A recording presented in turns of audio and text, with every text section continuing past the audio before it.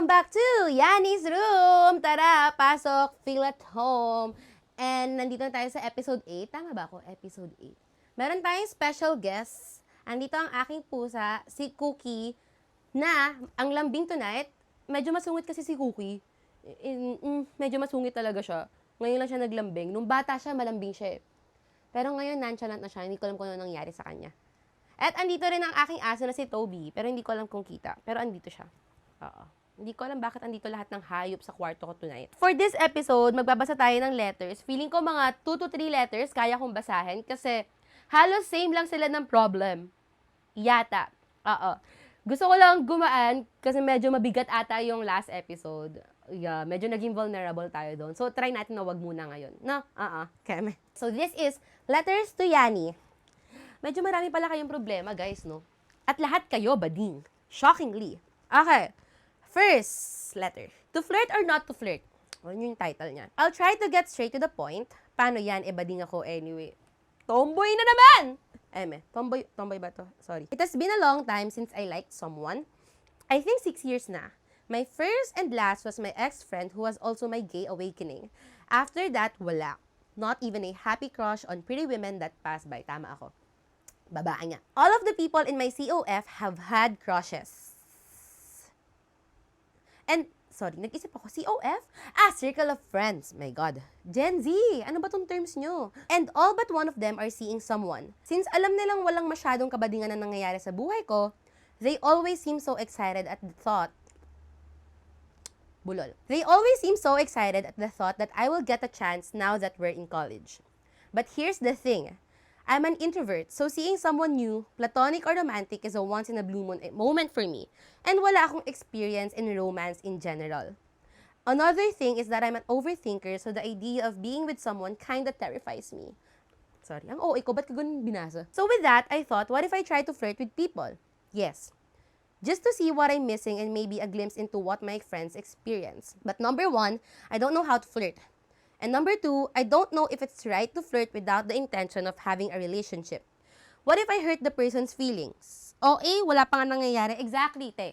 Ang OA, wala pa nangyayari. Kalma ka lang. Please help me enrich my lesbian experience. Wow. Okay. Grabe it's an honor na sa akin mo to tinanong. Mukha ba akong very successful in the flirting department? First, gusto ko lang i-establish. Alam nyo, meron talaga mga tao na swerte when it comes to flirting. Ewan ko, may mga taong they don't have to try, na parang nalalapitan talaga sila, like lapitin talaga sila. Usually attractive people, but may mga taong nasa aura lang talaga kasi nila na openly flirty. Ewan, may mga taong may aura na, wow, parang ang sarap niyang landiin. And then, ang daming lumalandi sa kanila. Wala, it's crazy. Hindi ako lapitin ng ganun. Usually, I have to work harder than them para magkaroon ng opportunity to flirt. Ang gulo ko rin, no? Nung episode 2, nagrereklamo ako about people flirting with me. Tapos ngayon, sinasabi kong hindi ako lapitin ng flirting. Okay. Hindi na connected. Move tayo sa advice. First advice, put yourself out there. Okay. It's easily said than done, lalo na sinabi mong introvert ka. Gets. Kasi pag introvert na, nakakapagod naman talaga to put yourself out there. I think hindi lang talaga yung flirting and building relationships, hindi siya challenge lang for introverts. Maybe mas challenging siya. Pero me as an extrovert, challenging din siya for me kasi put yourself out there. Sabihin mo pa lang yung statement na yun para na siyang pero I think hindi siya something na dapat i-big deal. Feeling ko if hindi mo siya i-big deal, hindi na siya magiging so intimidating. So what do I mean by putting yourself out there? Hindi mo kailangan mag-club every weekend para makahanap ng lalandiin. Hindi ko sinasabing ganun. Hindi ko rin ine-encourage na mag-enter ka sa lahat ng dating apps just to put yourself out there. But hey, it helps. Alam nyo, ang dating apps, gets ko naman na nakakapagod kasi siya, okay? Kapag lagi ka nasa dating app, kapag ang tagal mo na nagde-dating app, nakakapagod talaga siya. For some people kasi it becomes a cycle. Okay, sorry. Sidebar. May experience ako na kunyari, April 2023, nag-dating app ako. Tapos, mga after a month or so, umalis din ako. Kasi, guys, draining talaga siya dahil ang dami mong small talk. Like, build ka ng build ng ano. Okay, so umalis din ako dahil pumasok na rin ata ako sa relationship. Tapos, after a year, bumalik ako. And then, pagbalik ko doon, alam niyo, may mga tao na, oh my God, nandito siya last year, andito pa rin siya right now. May mga taong ganon na parang nai-stuck sila dun sa dating app na yon. Feeling ko yun yung mali and yun yung mahirap and yun yung dapat nyong iwasan. But dating apps help. Minsan lang, ano din talaga, draining lang din talaga sila and dapat iwasan nyo na maging cycle siya. Okay, going back, hindi ko sinasabi na pasukin mo lahat ng dating apps. But it helps. Pwede mo siyang i-consider. For fun lang, okay? But by putting yourself out there, I think yung mag-create ka ng opportunities for you to meet other people. Okay. As an introvert, feeling ko mas magiging toned down to. I don't know. College ka ba? Kung nasa college ka, one way to like create opportunities for yourself is expand your social circle. Feeling ko makakatulong din sa'yo kasi if you try to meet other people. So, paano nga? Yan ni Hati Su.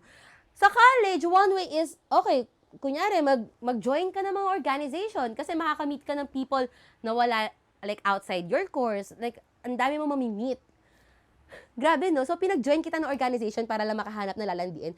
Hindi kasi, sa mga organization, sobrang daming means to interact with other people. Like, pag mag-handle kayo ng event, syempre, matagal nyo sila makakasama. Awan ko, makabuild kayo ng new friendships na pwede rin namang mag-upgrade to a relationship. Tapos, pwede ka rin, kung ayaw mo nung long-term commitment of being in an organization, kasi guys, commitment na pagiging member ng isang org, ang dami yung need i-handle. Kung ayaw mo nun, pwede kang mag-volunteer lang volunteer for an event, marami kang mamimit dun.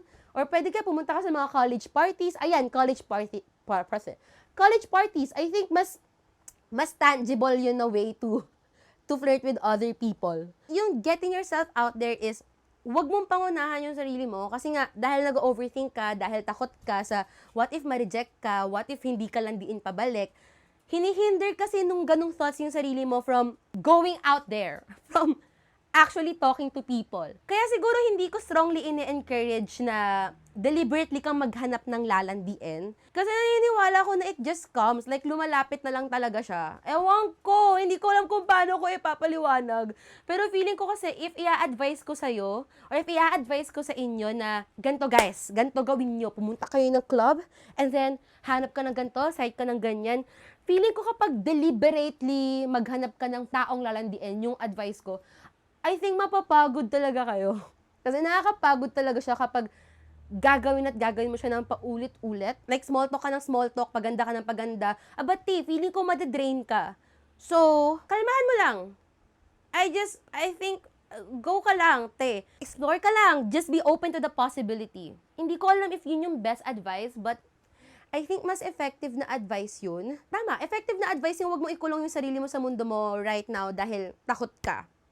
Yes, hindi ka makaka-build ng relationship, hindi ka makakakuha ng opportunity to flirt, hindi ka makakakuha ng opportunity to meet other people if hindi ka lalabas. So, first step yon, get yourself out there. Kahit hindi for the purpose of flirting, kahit for the purpose of meeting other people that you can be friends with, that you can build connections with, kasi dun yun mag-i-start. Okay? Okay. Wow. Second advice. Ang cute ng pusa ko. Oh my God. Second tip. Get out of your head. Connected din sa number 1 advice, feel ko. Pero kasi sobrang laking harang ng pag-overthink sa sarili. Alam niyo, hindi kayo makakakilos kapag bawat kilos mo, in-overthink mo kung anong iisipin ng other person about you. And also, if you are in your head, ang dami kasing thoughts na mag-run through it. Iisipin mo na, shit, am I even attractive enough para mag-flirt with other people? Shit, mag-work kaya to? Shit,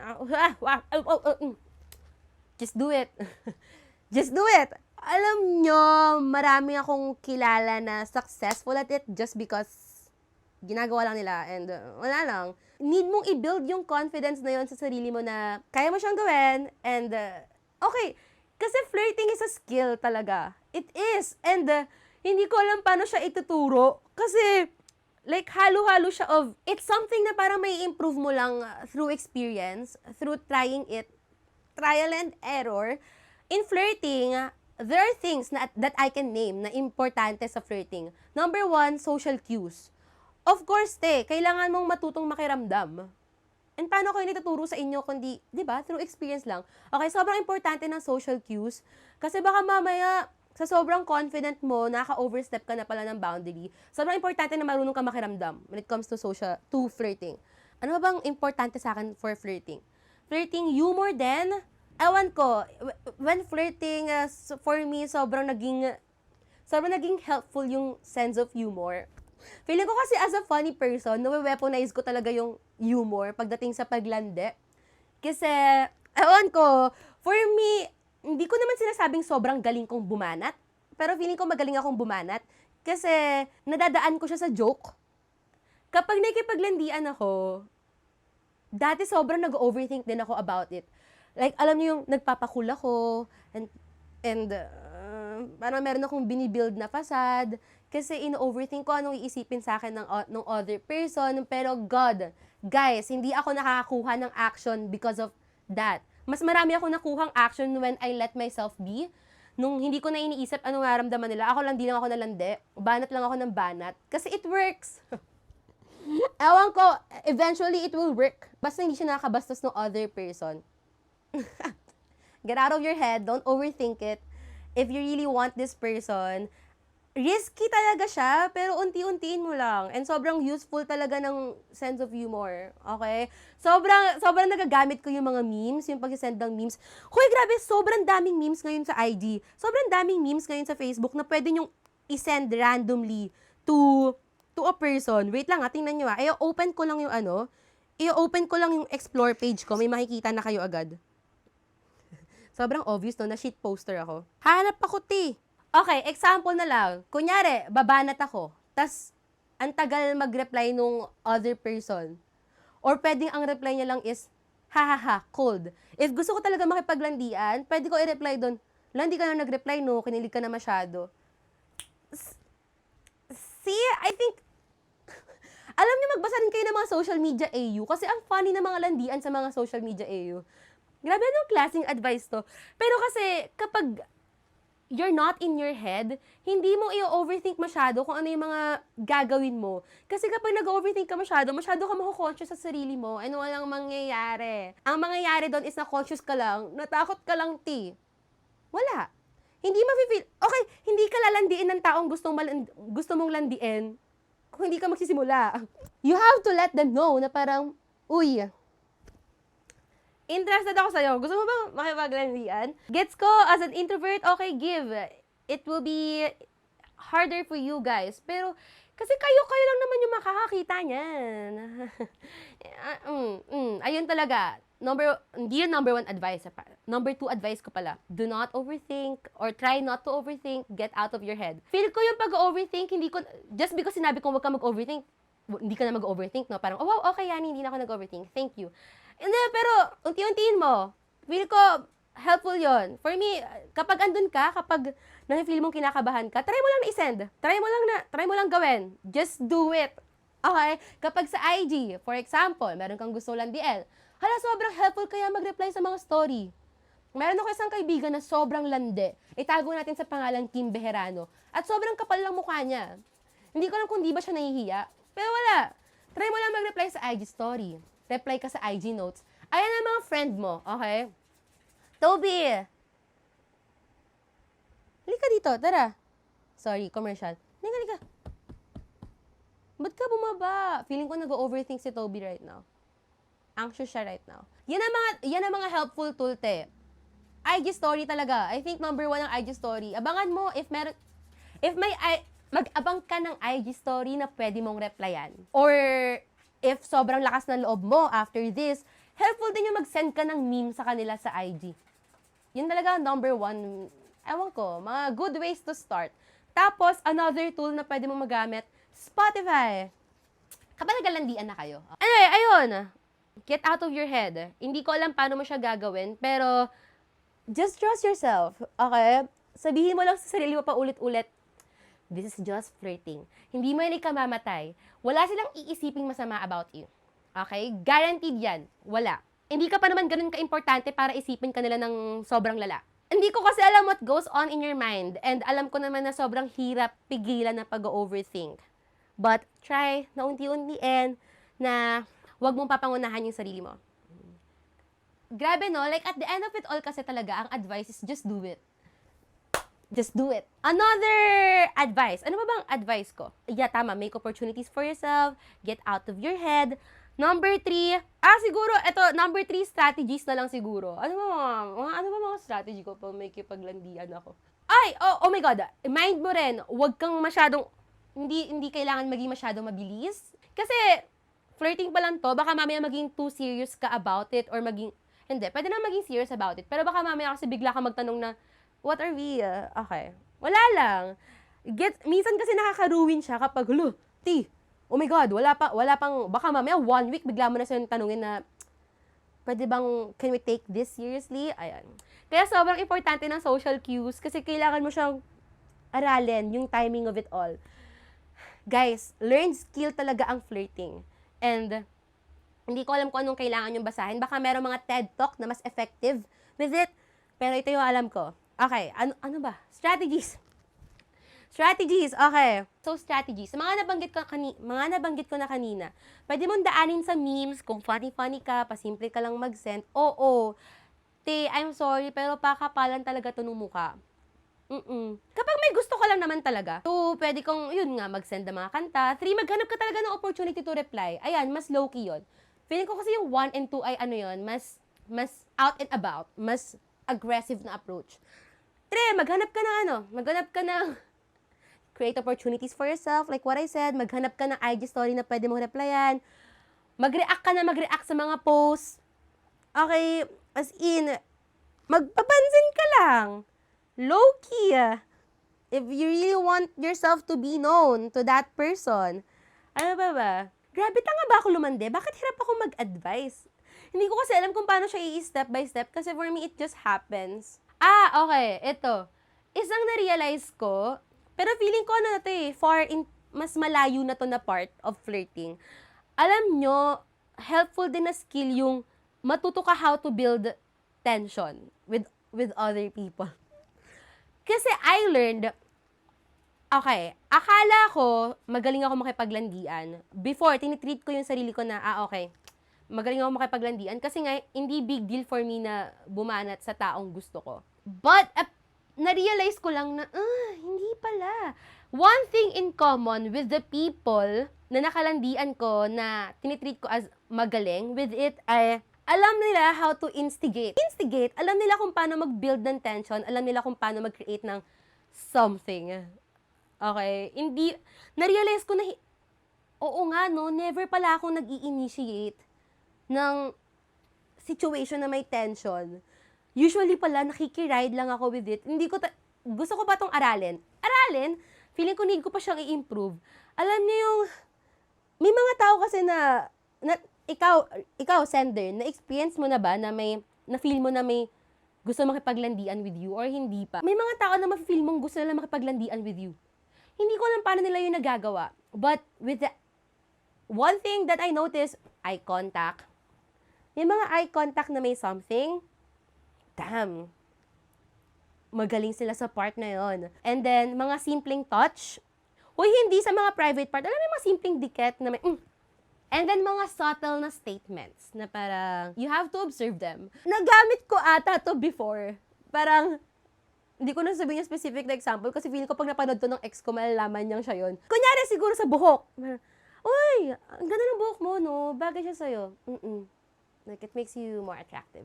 Gets niya ba? Like, may something sa pag sinabi mo siyang in that way na parang, hindi ang attractive mo nga eh. Gets mo yun? Compared to sa pag sinabi mo siya na, bagay sa'yo buhok mo, te. Hindi ang attractive mo. True. Oo. Nakita niyo yung difference? Feeling ko yung isa, alam mong may tension, alam mong mapapaisip yung person na, kung hindi naive yung person na parang, sinabihan niya ako attractive in that way. Compared to dun sa isa na para kang tropa lang na pinure. Hindi ko alam if I showed that clearly. May something about sa pagsasabi ng things in a more flirty or serious na way, in a way na naka-communicate mo na, uy, may intention ako to flirt with you. Subtle siya, but, okay, sige, ikukwento ko na nga. Sana hindi nakikinig yung ex ko. Pili ko naman nakikinig siya. Ewan, di na ata siya nakikinig. Oh, sorry, wala na ata siyang paki sa akin. Ang dami ko sinabi. May example nun is, dati, siya lang nagkwento sa akin ito, pinaalala niya sa akin to, na napag-uusapan namin na gusto niyang mag-aral magmotor. Tapos sinabi ko sa kanya na, totoo ba? Sige, alam mo, try mo magmotor. Bagay sa'yo. Pero nakilala ko siya, hindi niya personality na mukha siyang magmomotor. Pero sinabi ko yun kasi gusto kong ma-create ng something, okay? Pero something about the tone, something about building tension, something about making them feel na, oof, kumagat ka lang, itutuloy ko to. I think it's something na napansin ko and I learned from other people. In flirting, I believe very importante na you make your intention known. If gusto mo makipaglandian with them or if gusto, make your intention known, ipahalata mo. Subtle. Grabe, nakakatulong ba tong advice na to?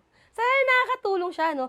Really, kasi flirting is a learned skill. So, unti-untiin mo lang. This might be all overwhelming for you. Baka mamaya information overload na pala to. Pero, yun yung mapapansin kong sobrang importante sa flirting. Eye contact, skinship, or like touching, and then subtle hints with how you talk to them. Tapos, yung pag-over na gusto mo silang makasama pa na matagal. Yung mga simpleng pag-aya na, alam mo, showing tong movie na to.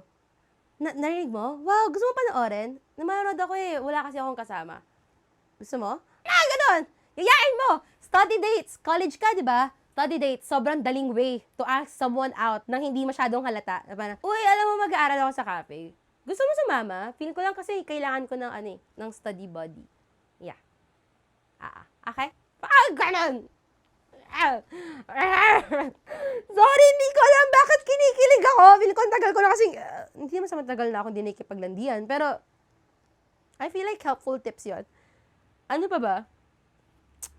May question ka. Alam niyo, akala ko magiging mabilisan lang yung advice ko, pero kasi hindi ko in-expect na mahihirapan ako. Ayan, ito pa.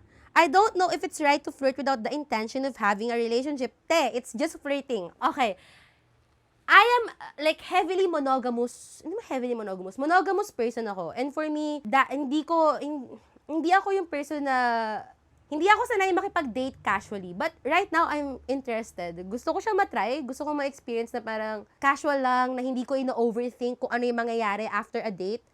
You just let yourself be. Kasi dati, feeling ko sobrang insane lover girl ko na sobrang dali ko ma-attach. So, ano talaga ako, like kapag nakipag-date, nag-expect ako na may relationship agad after that. Lalo na if I connected heavily with the person. Feeling ko ganun pa rin naman ako ngayon. Pero nagbago lang siguro yung insight ko with it. Feel ko mas kaya ko na makipag-date casually right now. Kasi it's just dating. Hindi ko na-expect na masasabi ko yun.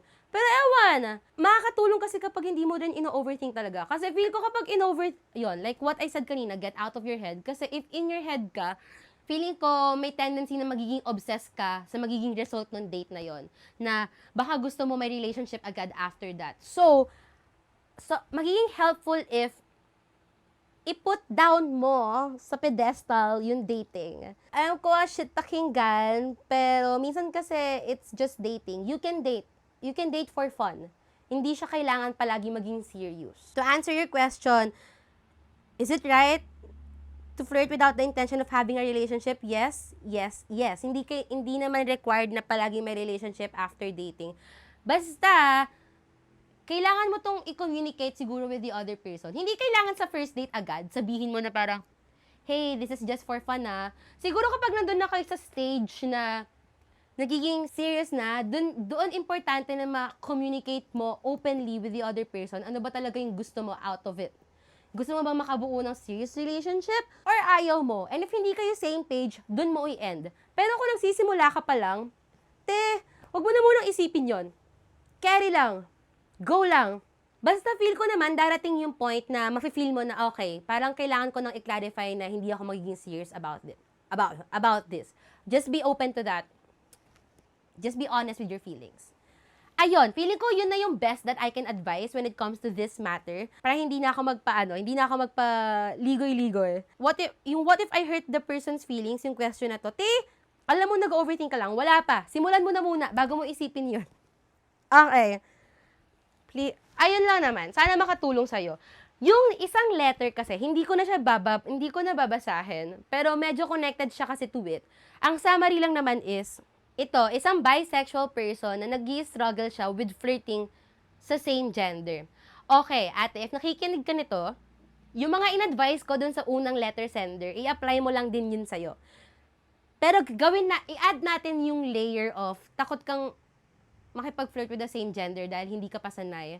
Or baka dahil hindi mo pa lang siya experience. Alam nyo, gets ko to, as a bi person, nafe-feel ko to towards men.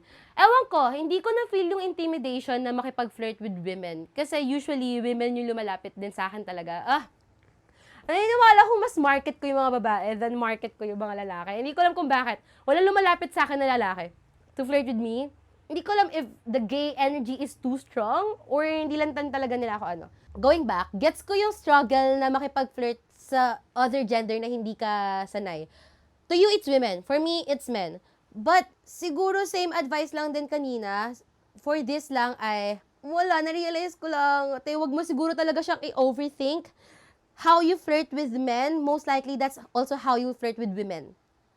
Feel ko kasi merong misconception na kaya mas intimidating to flirt with women is because baka iba yung experience with them.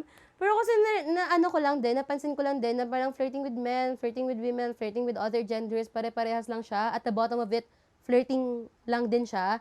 Feeling ko in our head lang talaga yung mga fear. Isa sa mga fear ni ating nag-send ay what if maka-offend siya? What if hindi pala gay yung other girl na she'll try to flirt with? Alam nyo, ito yung hindi ko magets. Hindi ko talaga alam kung bakit. Kasi for me, halata naman kapag straight yung babae. As in, sobrang daling maka-identify ng straight na babae. So, feel ko makakakutob ka naman kapag straight sila. Hindi ba? Ako lang ba yun? Ewan ko. And if you are really, like, takot ka talaga na baka maka-offend ka, guys, kasi at this day, feeling ko hindi naman na super mali na magtanong ng soji. Pwede mo naman sabihin na if you are just comfortable, may I ask kung anong soji mo. Pero kasi if meron kang intention to flirt, hindi mo naman tatanungin yun eh. Gets naman kasi pag may kipaglandian ka, hindi ka naman uupo, magtatanong ka muna na, hey, anong soji mo? Gets ko na. Pero paano mo mga bato gagawin? Pero I think makiramdam ka na lang. Kasi if meron mga tao na sobrang daling spot sa crowd, yun ay straight women. Ako lang ba talaga? Sige nga, baka ako nga lang. Pero ayun, if you are really worried na baka maka-offend ka, or na baka hindi sila bading, you can ask. I think hindi naman sobrang hirap mag-ask. Hindi naman sobrang offensive. Pwede mo na nga man sabihin na if comfortable lang sila sabihin. Okay, if yun lang yung fear mo. Second, if ayaw mo talaga mag-ask, subukan mo lang mag-flirt. Subukan mo lang bumanat at apply mo ulit yung mga advice ko kanina. Sobrang kati talaga ng ilong ko. Ang crazy. Apply mo ulit yung mga advice ko kanina. And if kumagat sila, then, ayun yung confirmation mo, te. They're gay. Or interested sila to flirt with you, at least. Yun lang, na-advise ko naman yung mga dapat mong gawin if you really want to flirt. But I believe kasi same lang din naman siya halos. If you, like, yung things that you need to do para makapagsimula mag-flirt with people, with men, it's just the same across all genders. At least for me, walang difference. But yeah, yung intimidation siguro, yun yung feeling na isa-solve natin right now. Siguro yung intimidation, kung paano siya matatanggal, kailangan mo silang ibaba sa pedestal. You have to tell yourself na pare-parehas lang talaga yan, as in, and then, kailangan mo magsimula. Kahit isa lang. Feeling ko that would be a good way para mabawasan yung intimidation mo with women. So, paano nga gagawin, Yani? Kasi intimidated nga, di ba? Hindi nga makapagsimula eh. Pero kasi, sige, try mo lang. Feel ko kapag na-try mo kasi, may realize mo na, okay, it's not so bad. It's not so hard after all. if worried ka talaga, if gusto mo, sure talaga, you can go to queer clubs. Okay, wow, pasimpleng plug. Pero meron naman na kasi mga queer club na exclusively for women. The Sunny Club. Ano pa? Meron din naman mga queer club na exclusively for gay men. Okay, ayan. Para sure ka sa sarili mo na, okay, these are queer people na I will be interacting with. I feel like baka makatulong yun sa'yo. Pero ayun, bottom line, pare-parehas lang yan, ate. Para mabawasan ng intimidation mo, you have to condition yourself. You have to start somewhere. Yun lang. Nakatulong ba yun? Helpful ba yung advice na yun? Pero kasi really, the only way to start is by doing. Try mo lang muna makipag-usap sa isa. Okay. Oh my God, sorry. Nabanggit niya pala dito na meron naman siyang past experience with flirting with the same gender. Mostly nga lang daw nakilala niya sa dating app or sila mostly yung kumakausap sa kanya. So I kind of wanted kasi na ako yung mag-approach sa kanila. Actually, feeling ko nasagot ko naman. Or feeling ko i-apply mo na lang yung first advice ko. Just get out of, yung first advice. Yung advice ko sa first letter sender. Right, same pa rin naman. Okay, hindi ko na ika-cut out Sana makatulong pa rin yun sa'yo. Sorry if maikling episode lang siya, pero kasi I think, 30 minutes or more na ako and sumasakit na yung ulo ko. Sorry, sorry. Hindi ko rin alam if nagpaikot-ikot ako kasi feeling ko ang dami kong sinabi na redundant. Oh, wow. 2025 na, ginajudge ko pa rin yung sarili ko. Pero kasi ang funny, pinipigyan ko talaga yung sarili ko na magsabi ng word na parang, and ang hirap pala. Hindi ko alam kung paano yung nagagawa ng ibang tao na eloquent. Eloquent! Anyway, dun ko na yung i-end. Sorry, 2 letters na pala yung nabasa ko. Ika-continue ko na lang ulit tong letters to Yani next time. And, quickie app lang talaga to, I think. Sana nakatulong naman yung advice ko sa inyo. Hindi ko alam if na-judge nyo ako. And hindi ko alam if tingin nyo sa akin ay magaling ako makipaglandian. Pero, ayun. Para sa mga nag-send ng letters na yun, I wish you all the best. At sana maging successful kayo with flirting. Mga ate ko, just go for it. Just do it. Yun lang yung bottom line. Huwag nyo nang i-overthink kung anong iisipin sa inyo ng mga tao na gusto nyo landiin. Gawin nyo na lang. Landiin nyo na lang. Okay? Yun ang number 1 na key sa paglandi successfully. Gawin mo lang. Kung mo i-overthink kung ano yung magiging outcome. Walang mangyayari, wala kang gagawin. It all starts with an action. So, to flirt or not to flirt? To flirt! Yun po ang sagot, Tito Boy. Thank you so much sa pakikinig sa episode na to. Hindi ko alam kung gaano kahaba. I-follow nyo kami sa aming mga socials at Kwarto ni Yani sa IG and sa TikTok. Meron na kaming TikTok. Wow. Ang taas nga ng engagement sa TikTok. Thank you so much sa pag-follow sa aming TikTok account. And I'm sorry if masyado naging magulo tong episode na to. Tinatry kong i-organize yung thoughts ko. Tinatry ko rin na hindi sabihin yung word na parang. Gaya nga ng sabi ko kanina. Second, i-follow nyo rin ako sa socials ko. I-support nyo naman yung host. At Yani Hates You on TikTok and IG and Twitter. Nagta-tweet pa ba ako? Minsan nagta-tweet pa ako. Tapos, meron din akong Facebook page at Yani Hates You. Minsan funny ako doon. Ang asim ko nga lang doon. And then, ano pa, nag-upload ako ng episode dito sa Yani's Room every 9 p.m. Every 9 p.m. on Thursdays sa YouTube. And then, ina-upload ko din siya sa Spotify every Saturday on 7 p.m. On, in, or at. Yan! Para sa mga nakinig nito habang gumagawa ng assignment or ng trabaho, sana na-enjoy nyo. Sana nakatapos kayo ng task while listening to this. Para sa mga bagong listeners, welcome to Yani's Room and sana na-enjoy nyo. Then, masanay na kayo. Ganito talaga kagulo yung utak ko. Okay? And see you. My God, ang sakit ng ulo ko. See you next Thursday. Bye-bye! Woo!